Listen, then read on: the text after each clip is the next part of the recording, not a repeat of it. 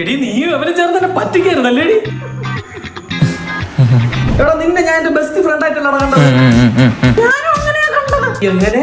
He's my best friend. അതുകൊണ്ട് തന്നെ he's my bestie.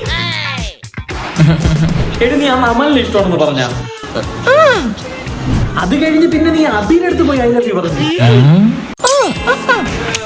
പിന്നെ നീ അക്ഷയുടെ ബൈക്കിൽ കയറി പോയി. ഇപ്പതേ യവൻ നിന്റെ ആര്?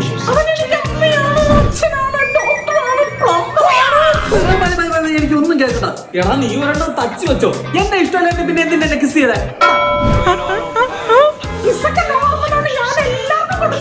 അതെനിക്ക് മനസ്സിലായിട്ട് നീ എല്ലാവർക്കും കൊടുത്തു. നീ പറ, നീ ഞാനും തമ്മിൽ എന്തായിരുന്നു? പിന്നെ എന്തിനെന്നെ തേച്ചത്? പോ എന്റെ മുന്നിൽ നിൽക്കല്ലേ, പോ, വിട്ടു പോ.